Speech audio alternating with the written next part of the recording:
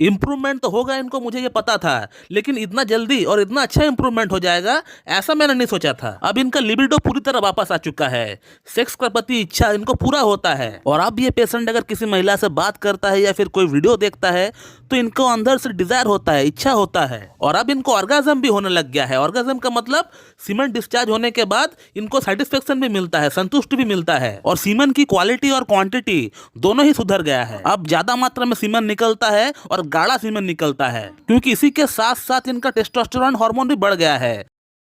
नमस्कार दोस्तों, आज इस वीडियो में हम लोग बात करने वाले हैं कि किसी एक पुरुष का शरीर में अगर प्रोलैक्टिन नामक महिला हार्मोन अगर बढ़ जाए तो उसे किस तरह का यौन समस्या, सेक्स प्रॉब्लम फेस करना पड़ता है, ये आज हम लोग जानने वाले हैं। और होम्योपैथिक ट्रीटमेंट के जरिए हम लोग इसे कैसे ठीक कर सकते हैं, ये भी आज हम लोग जानेंगे। तो मैं डॉक्टर सुप्रता और आप सभी का फिर से एक बार बहुत बहुत स्वागत करता हूँ अपने इस YouTube channel homeo care tips पे। दोस्तों, प्रोलैक्टिन, एस्ट्रोजन और प्रोजेस्टेरोन, ये जो तीन हार्मोन होती है, ये फीमेल्स हार्मोन होती है, महिला हार्मोन होती है, और महिलाओं के अंदर ही इसका प्रोडक्शन ज्यादा मात्रा में होता है एज कंपेयर टू मेल्स। पुरुषों में भी ये तीनों हार्मोन पाया जाता है, लेकिन पुरुषों में ये तीनों हार्मोन जितना कम से कम मात्रा में हो उतना ही अच्छा होता है। पुरुषों के अंदर टेस्टोस्टेरोन और एंड्रोजन हार्मोन का प्रोडक्शन ज्यादा होना चाहिए, ना कि प्रोलैक्टिन, एस्ट्रोजन और प्रोजेस्टेरोन का। सिमिलरली महिलाओं के अंदर टेस्टोस्टेरोन और एंड्रोजन का प्रोडक्शन कम होना चाहिए और प्रोलैक्टिन, एस्ट्रोजन और प्रोजेस्टेरोन का मात्रा सही होना चाहिए, ताकि उनका बॉडी का प्राइमरी और सेकेंडरी कैरेक्टर सही से डेवलप हो सके।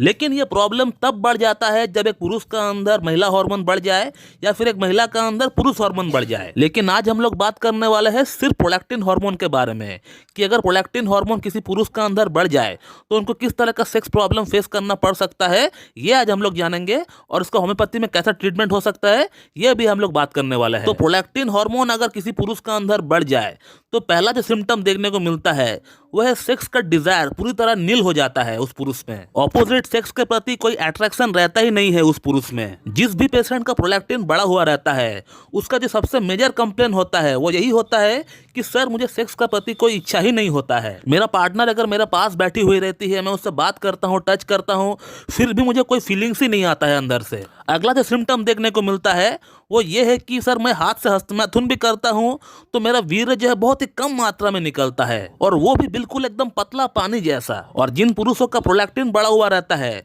उनका स्पर्म काउंट बिल्कुल कम हो जाता है और स्पर्म मोर्टेलिटी और मॉर्फोलॉजी बिल्कुल खराब हो जाता है। और ये प्रोलैक्टिन अगर बहुत दिनों से बढ़ा हुआ है किसी में और उसके लिए अगर कोई ट्रीटमेंट ना लिया गया हो सही से, तो उस पुरुष को इनफर्टिलिटी की प्रॉब्लम भी देखना पड़ सकता है। अगला जो हाई प्रोलैक्टिन का सिम्टम होता है पुरुषों में वो ये है कि एक पुरुष का चेस्ट, जो छाती होता है, वो बिल्कुल महिलाओं जैसा हो जाता है, यानी इंग्लिश में जिसे हम लोग गायनोकोमेस्टिया बोलते हैं, इसका भी शिकायत होने लगता है। क्योंकि प्रोलैक्टिन जो हार्मोन होता है ये महिलाओं में उनका ब्रेस्ट एनलार्जमेंट में भी जो है सहायता करता है। और एक महिला जब माँ बन जाती है तो यही हार्मोन है जिससे जो है मिल्क प्रोडक्शन होता है। इसके अलावा जो मैंने देखा है इतने दिनों से वो ये है कि जिन पुरुषों का प्रोलैक्टिन बढ़ा हुआ रहता है उन पुरुषों को सही से ऑर्गाज्म भी नहीं हो पाता है। ऑर्गाज्म का मतलब होता है संतुष्टि, यानी जब आपका सीमन डिस्चार्ज होता है, जो आपको संतुष्टि मिलता है अंदर से, उस संतुष्टि को बोलते हैं ऑर्गाज्म। तो जिन पुरुषों का प्रोलैक्टिन बढ़ा हुआ रहता है वो हस्तमैथुन करते हैं या फिर सेक्स करते हैं तो उनका सीमन डिस्चार्ज भी होता है, तो उनको कुछ फील ही नहीं होता है, पता भी नहीं चलता है कि कब उनका सीमन डिस्चार्ज हो गया। तो ये कुछ समस्याएं देखने को मिल सकता है जब किसी एक पुरुष के अंदर प्रोलैक्टिन हार्मोन बढ़ जाए। ऐसे ही सेम समस्याओं को लेकर आज से 4 महीना पहले एक पेशेंट हमसे कंसल्ट किए थे। आप व्हाट्सएप पे देख सकते हो पेशेंट ने क्या लिखा है। उनका रिपोर्ट भी उन्होंने मुझे भेजा है कि उनका जो प्रोलैक्टिन का लेवल है उस समय 28 नैनोग्राम पर ml था, जो कि काफी हाई माना जाता है, जो कि 5 नैनोग्राम पर ml का नीचे रहना चाहिए था। वो 28 तक पहुंच गया है। इन्होंने ट्रीटमेंट कई जगहों से लिया हुआ है, लेकिन कुछ खास परिणाम जो है नहीं पड़ा। इनको इम्प्रूवमेंट मिला हुआ था ट्रीटमेंट से, लेकिन ट्रीटमेंट छोड़ने के बाद फिर वैसा का वैसा ही हो गया। इनको फर्स्ट टाइम मेरा यूट्यूब वीडियो देखकर ऐसा लगा कि मुझे होम्योपैथी ट्राई करना चाहिए, और ये तब ये हमारे पास आए ऑनलाइन कंसल्ट करने के लिए। इनको वो तमाम समस्याएं हो रही थी जो हमने आपको अभी बताया हाई प्रोलैक्टिन के लिए। गायनोकोमेस्टिया की प्रॉब्लम थी, सेक्स डिजायर बिल्कुल लो हो चुका था, इरेक्शन बिल्कुल 0 हो चुका था, और सीमन क्वालिटी और क्वांटिटी दोनों ही खराब हो चुका था। फिर मैंने इनका एक पूरा केस टेकिंग किया और केस टेकिंग करने के बाद हमने इनका ट्रीटमेंट कार्सिनोसिन 1M से स्टार्ट किए एज एन एंटी मायास्मेटिक मेडिसिन। उसके बाद कॉन्स्टिट्यूशनल ड्रग जो इनका चयन हुआ था वो था अर्जेंटम नाइट्रिकम। अर्जेंटम नाइट्रिकम को हम लोगों ने 0/9 से हम लोग स्टार्ट किए थे इस केस में। और जनरल मेडिसिन के तौर पर हमने इनको डामियाना और ट्रिबुलस टेरेस्ट्रस हमने इनको रेकमेंड किया था, जो कि इनको सुबह दोपहर शाम इनको हमने लेने के लिए कहा। और उसी के साथ पेशेंट का कहना था कि सर आपका खुद का बनाया हुआ जो गोली है मुझे वो जरूर से दीजिएगा, मुझे उसका 2 महीने का कोर्स करना है, क्योंकि इनको जल्द से जल्द ठीक होना है, क्योंकि 6 महीना बाद ही इनका शादी होने को है। और 4 महीने बाद जब हमने इनका फिर से प्रोलैक्टिन का रिपोर्ट निकाला है वो कितना कम हो गया ये आप देख लीजिए। 28 से 5 नैनोग्राम पर ml पे आ चुका है। इंप्रूवमेंट तो होगा इनको, मुझे ये पता था,